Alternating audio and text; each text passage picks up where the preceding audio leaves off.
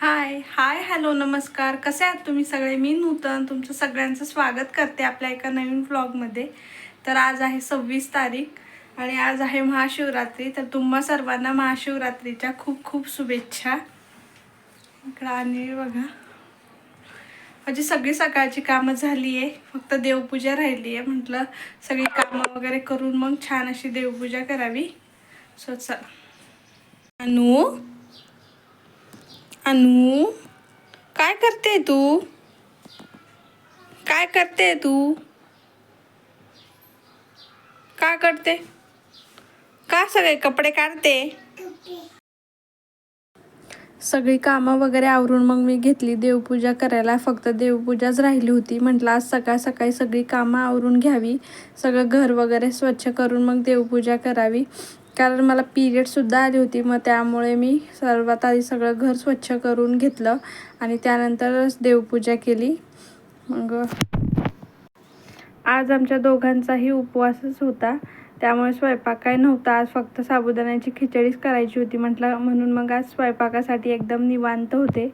चला आता आपण देवपूजा करून घेऊया.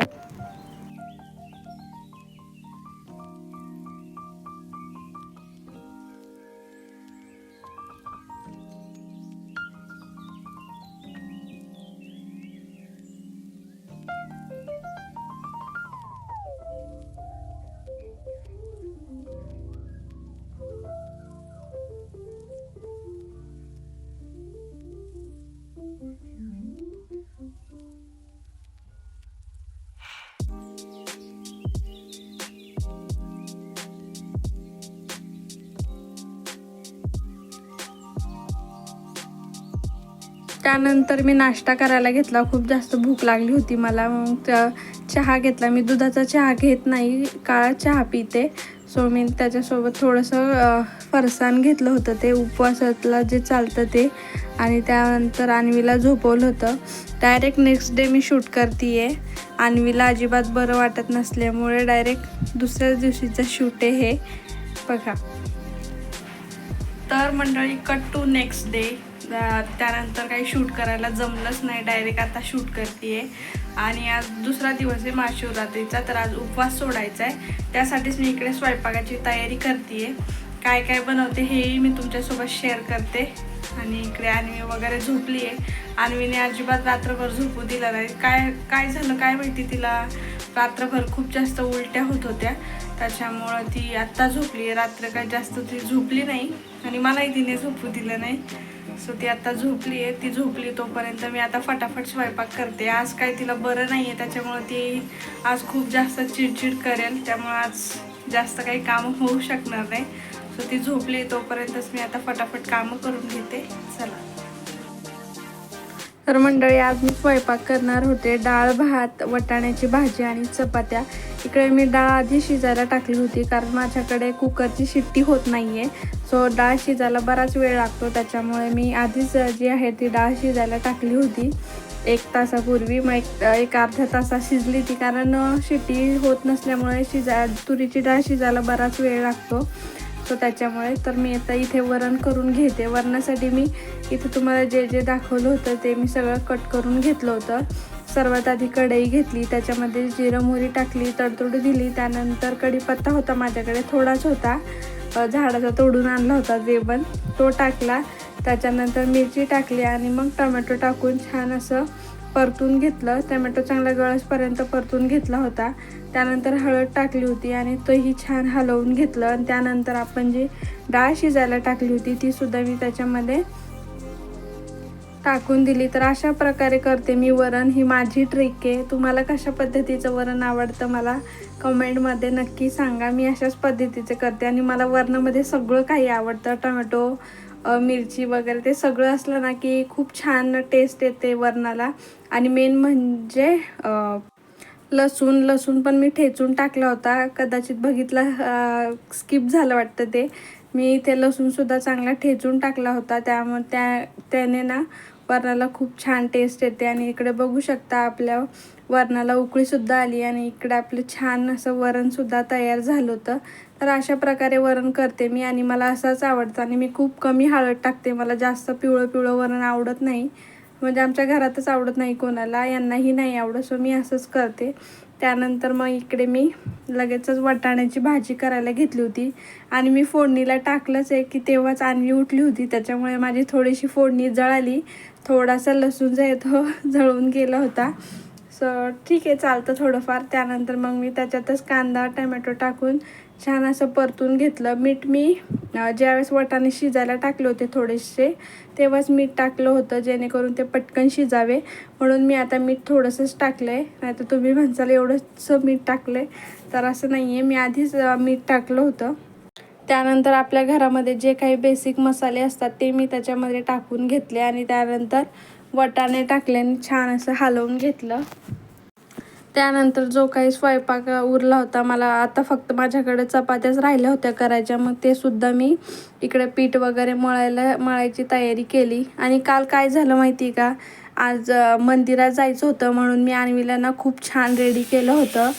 तिला छान अशी फ्रॉक घातली होती, तिचे 2 बो घातले होते आणि नेहमी असं होतं की जेव्हा पण मी तिला छान असं रेडी करते कुठं जाण्यासाठी वगैरे, त्याच्या नेक्स्ट डे ती लगेचच आजारी पडते. हा असा मला पर्सनली असं वाटतं, कारण मी हे 2-3 वेळेस अनुभवलं आहे की जेव्हा जेव्हा मी तिला खूप छान रेडी करते, छान दिसते ती, जेव्हा खूप छान तिला कपडे वगैरे घातले, तिचं आवरलं की त्या दिवशी ती छान असते, बट नेक्स्ट डे ती पूर्ण गळून गेलेली असते. तिला खूप ताप वगैरे आलेला असतो, म्हणजे लगेचच आजारी पडते ती. माहीत नाही, नजर नाही म्हणू शकणार, मी नाही म्हणणार की नजर लागेल, बट असं होतं तिच्यासोबत. का काय माहिती, काय रिझन आहे ह्याच्या मागे, ती लगेचच दुसऱ्या दिवशी आजारी पडते. त्याच्यामुळे मी तिला जास्त असं सजवतच नाही, तिचा मेकअप वगैरे अजिबात करत नाही. मी तिला जसं येईल ना तसेच मी तिला कपडे घालत असते. जे कपडे रेग्युलर तिला चांगले कपडे मी कधीच घालत नाही, कारण मला असं वाटतं की जेव्हा पण मी तिचं आवरते ना त्याच्या नेक्स्ट डे ती लगेचच आजारी पडते. तुम्हाला जर लहान बाळ असतील आणि तुमच्यासोबत पण जर असं होत असेल तर मला कमेंटमध्ये नक्की सांगा, आणि तुम्ही त्याच्यासाठी काय करता हेही मला कमेंटमध्ये नक्की सांगा. कारण माझं बाळ नेहमी मी तिचं आवरलं की दुसऱ्या वगैरे दिवशी ती आजारीच पडते. मी कितीही तिला हे प्रोटेक्ट करण्याचा प्रयत्न केला तरीसुद्धा असंच होतं. आणि ती आज जरा आजारी असल्यामुळे मला काही फारसं काम करता आलं नाही. आणि ती आत्ता झोपली होती, मी तुम्हाला दाखवलं तेव्हा ती अजूनही झोपलेलीच होती. मध्ये मध्ये फक्त ती उठत होती, तेव्हा तिला मी झोका देण्यासाठी जात होते, तर ती झोपली होती. म्हटलं मग आपण फटाफट जे आहे कपडे वगैरे आवरून घ्यावी, कारण ती जर उठली ना तर पुन्हा काहीच होणार नाही. आणि बघा ती नंतर लगेच उठलीच होती आणि पूर्णपणे ना ती गळून गेली होती, म्हणजे तिच्यामध्ये काहीच जास्त एनर्जी शिल्लक नव्हती. ती थोडीसुद्धा खाली उभा नव्हती राहत, ती खेळत नव्हती, ती हसत नव्हती. आज पूर्ण तिचा चेहरा वगैरे पूर्ण पडला होता. काल ती इतकी छान होती, एकदम ओके होती, काहीच वाटत नव्हतं की ती दुसऱ्या दिवशी आजारी पडेल. पण तिला रात्री काय झालं काय माहिती, रात्रीपासून ती खूप जास्त उलट्या करत होती. माहिती नाही अचानकच काय झालं. आणि आज डॉक्टरांकडे सुद्धा गेलो होतो आम्ही, तर डॉक्टर बोलले की तिला फूड पॉयझन झाले म्हणून.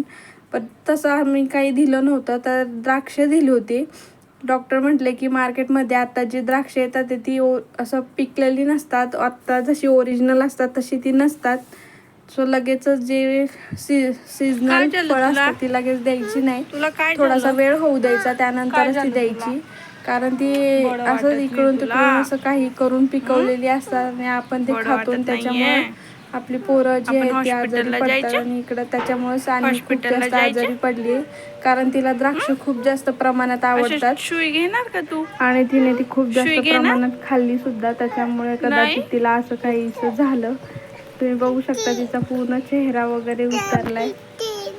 कुठं जायचं? तिकडं जायचं? काय तिकडं? नको, ऊन आहे खूप. काय दुखतंय बेटा? काय दुखतंय? पोट दुखतंय? अजून काय होतंय? कशा आजारी पडला ग बाई माझा दादू? असे पोटात दाबू का तुझ्या? असे दाबू? बरं वाटतं का?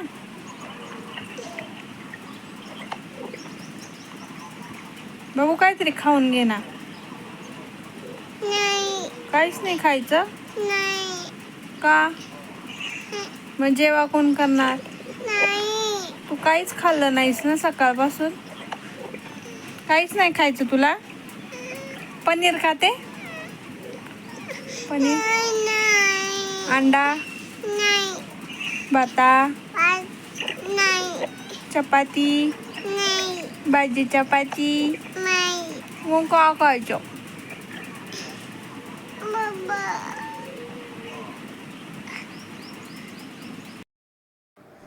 मुलं जर आजारी पडली ना तर काही सुचत नाही आपल्यालाही आणि त्यांनाही. त्यांनाच खूप जास्त पॅम्पर करावं लागतं आपल्याला, कारण ते आईला सोडून अजिबात राहत नाही.